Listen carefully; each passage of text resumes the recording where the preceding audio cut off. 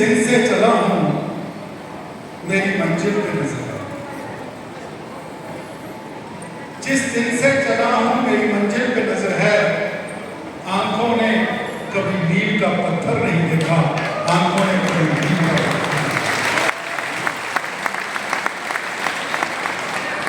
बेवक्त चला जाऊंगा,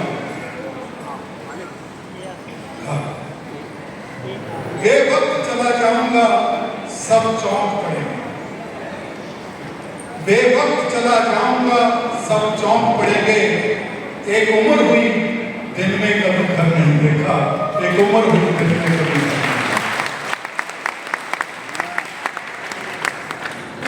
ये फूल मुझे विरासत में नहीं,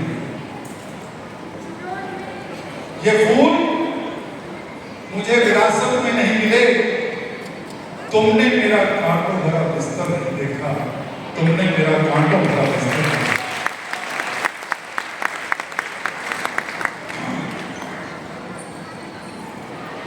मुझे नहीं मालूम मेरी मंजिल कहां है,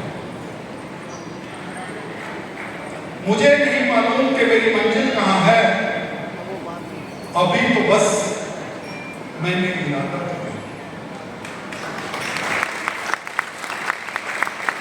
मुझे नहीं मालूम कि मेरी मंजिल कहां है। अभी तो बस मैंने इरादा किया है, लेकिन यकीन है मुझे कि मैं कभी हारूंगा। यकीन है मुझे कि मैं कभी हारूंगा नहीं, क्योंकि मुझे आप सबके सहयोग का वादा मिला है।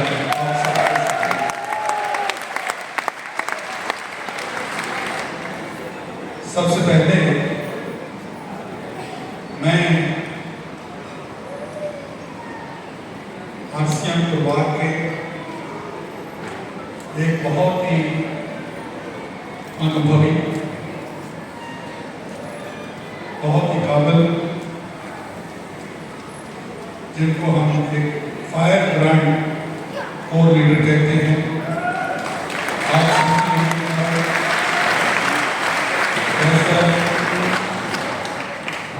और उनके साथ आए टीम मेंबर सत्यनारायण जी, श्याम जी, जो उनके बेटर हाफ के, और सभी तमाम टीम मेंबर्स को यहाँ पहुँचने पर स्वागत करता हूँ, हार्दिक अभिनंदन करता हूँ। मैं आप सबका बहुत आभारी हूँ, धन्यवाद करता हूँ कि देश के कोने कोने से चलकर इतना लंबा सफर तय कर आप सब यहाँ पर आए। आपका बहुत बहुत शुक्रिया। आप लोगों ने आज वो फैक्ट्री विजिट की जिसके प्रोडक्ट में आप पिछले कई सालों में डील कर रहे हैं। दोस्तों, ये फैक्ट्री जो आपने विजिट की, ये फैक्ट्री मेरी नहीं है, ये फैक्ट्री आपसे।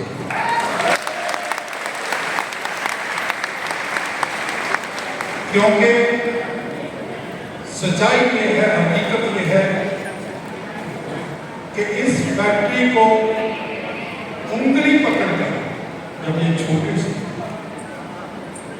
इस मुकाम तक, जो मुकाम आपने मेरे आने से पहले हमारी कॉर्पोरेट डॉक्यूमेंट्री में देखा, दुनिया की लार्जेस्ट फैक्ट्री और दुनिया की लार्जेस्ट एक्सपोर्टर, इस मुकाम तक पहुंचाने का पूरे का पूरा श्रेय वो आसियान परिवार है।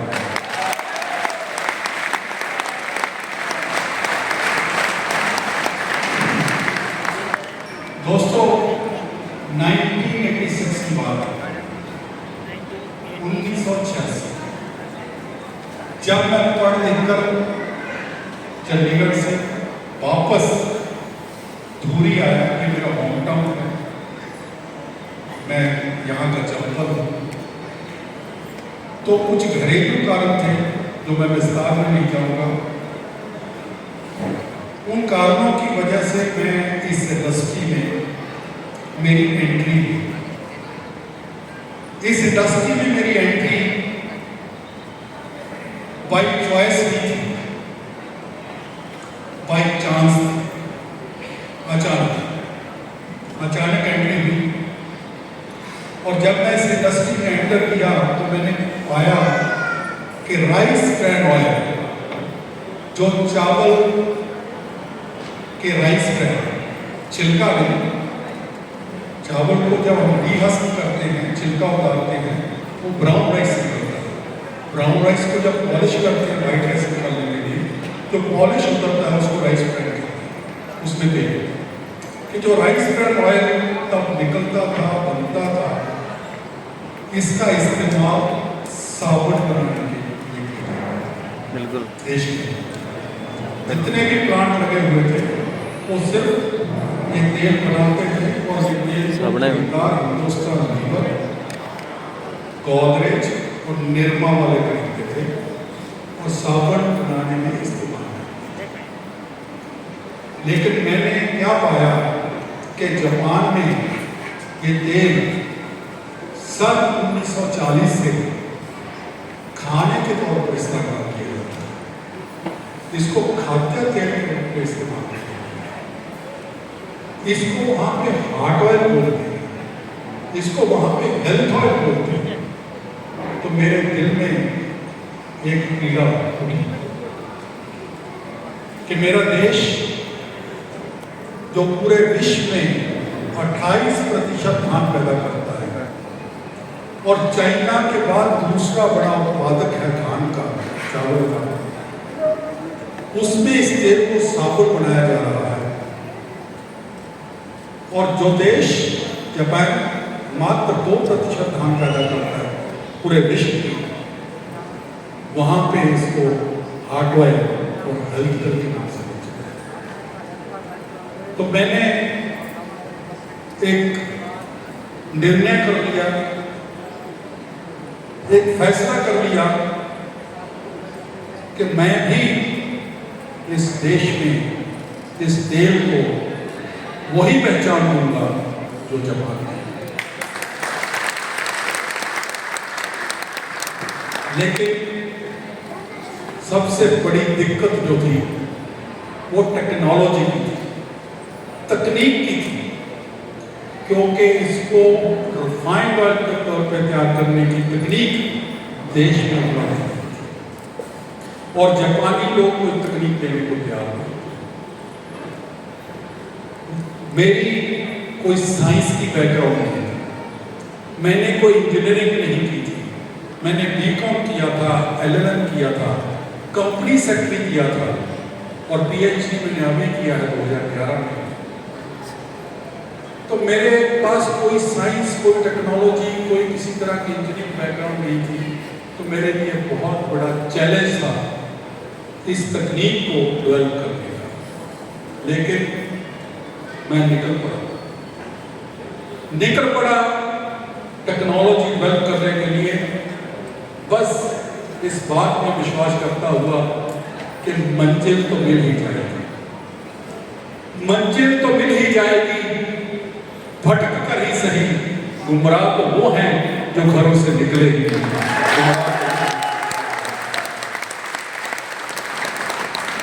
दोस्तों, बहुत बातें सुननी पड़ी। जो हमारे पुराने लोग इस इंडस्ट्री में थे, आज इस दुनिया में नहीं रहे, तो बड़ी बातें बनाते थे कि नया बच्चा, मैं बच्चा ही था, पढ़ लिख कर इस इंडस्ट्री में आया है, क्या नई नई बातें करता है, मजाक बनता था। मैंने PSIDC, Punjab state industrial development corporation, उसके लोन अप्लाई किया तो उन्होंने मेरा लोन रिजेक्ट कर दिया कि नहीं, टेक्नोलॉजी कामयाब नहीं है, आप रिफाइंड राइस ऑयल नहीं बना पाए। निगाहों में मंजिल थी, निगाहों में मंजिल थी, गिरे और गिरकर संभलते रहे। निगाहों में मंजिल थी, गिरे और गिरकर संभलते रहे। हवाओं ने लाख कोशिश की, मगर ये चिराग आंधियों में भी जलते रहे।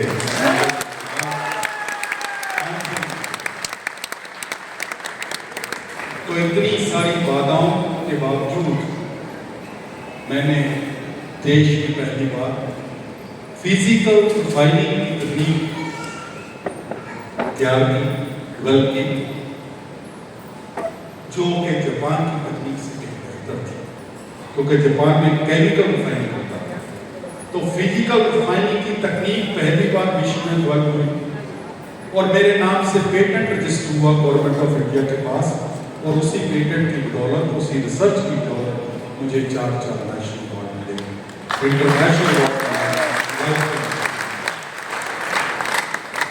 लेकिन मेरी जिंदगी हमेशा मुश्किलों से भरी गई, एक के बाद एक मुश्किल दो, और उसके बाद मेरे पास मुश्किल थी सबसे बड़ी कि इसको बेचूं। कहते हैं कि सफर में मुश्किलें आई तो जरूरत और बढ़ती है। सफर में मुश्किलें आई तो जरूरत और बढ़ती है। कोई जब रास्ता रोके तो हिम्मत और बढ़ती है। कोई जब रास्ता रोके तो हिम्मत और बढ़ती है। जरूरत में अजीजों के अगर कुछ काम आ जाओ, जरूरत में अजीजों के अगर कुछ काम आ जाओ, रकम भी डूब जाती है, अदावत और बढ़ती है। रकम भी डूब जाती है, अदावत और बढ़ती है। अगर बिकने पे आ जाओ तो घट जाते हैं दाम से 50%। अगर बिकने पे आ जाओ तो घट जाते हैं दाम अक्सर, ना बिकने का इरादा हो तो कीमत और बढ़ती है।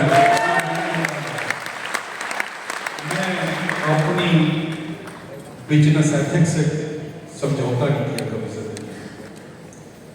मैं अपनी चाल चलता रहा। कहते हैं कि अगर आपकी नीयत सही है, अगर आपके इरादे नेक हैं, आप बिजनेस नहीं बल्कि एक मिशन लेके चले हैं, बदलाव का मिशन, चेंज का मिशन, कुछ करने का मिशन, कुछ अलग करने का मिशन, तो पूरी कायनात खुद आपकी मदद करेगी। दोस्तों, जो मेरा मार्केटिंग का चैलेंज था, मैं आप बेचूं कैसे, बना दूंगी। एक दिन उस ऊपर वाले ने मेरे पास एक फरिश्ता भेजा, और वो फरिश्ता कौन बताइए? सर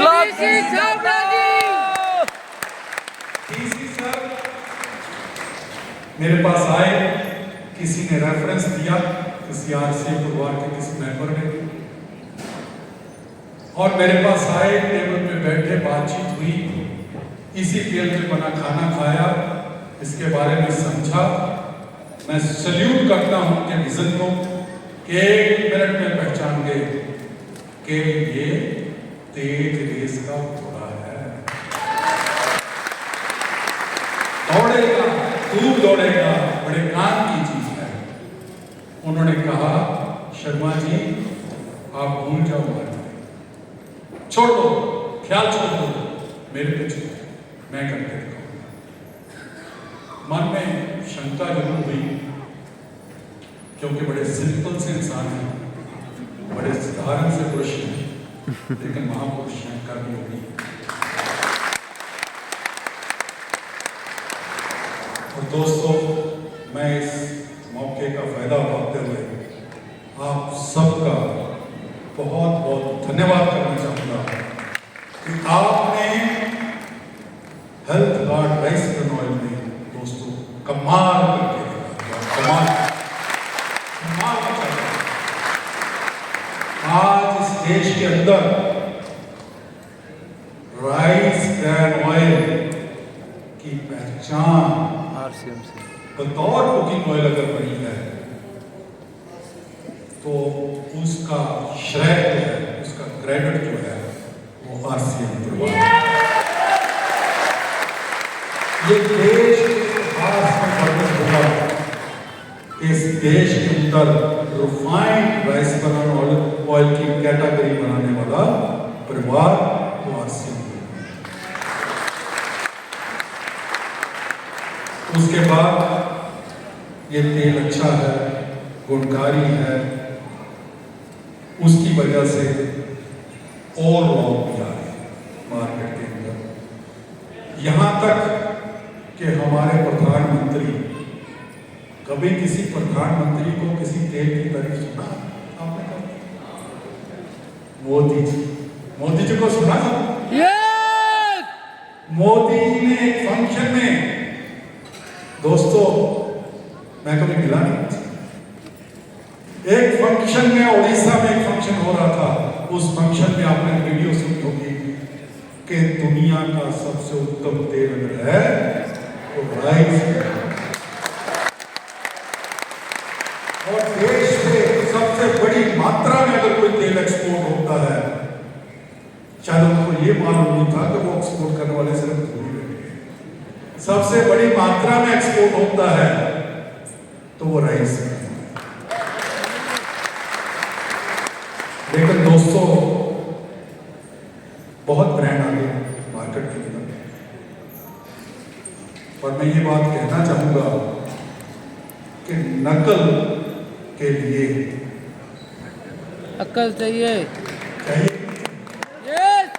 अकल चाहिए, नकल के लिए अकल चाहिए। दोस्तों ईशा बताएगी आपको जब ये प्रेजेंटेशन देगी कि क्या फर्क है। आज भी health guard rice bran oil का मुकाबला जितने भी शेल्फ पर बड़ी बड़ी कंपनियों के ब्रांड पड़े हैं उसके मुकाबले जीरो है, जीरो। वो फायदा नहीं करते, वो नुकसान करते।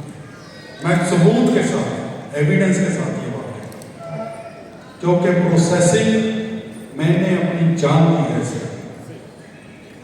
मैंने पीएचडी तक किया ऑयल फूड में, ये जानने के लिए कि विदेशों में क्या चल रहा है, और अपडेट रहा हमेशा। ऐसे कंटेमिनेंट्स पैदा होते हैं अगर ढंग से ना रिफाइन किया जाए जो आपको कैंसर तक कर सकते हैं।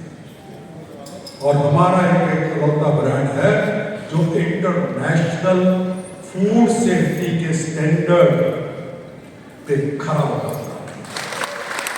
एक ही ब्रांड स्टेप लगा हुआ है हमारे ब्रांड, लेकिन बाकी मार्केट में देखो कोई स्टेप नहीं।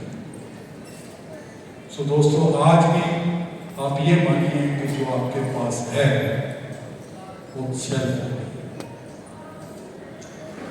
आपकी मेहनत और आपका चमत्कार जो आपने कर दिखाया राइस ब्रान ऑयल में, मेरी उम्मीद से ज्यादा तो मेरे हौसले थे।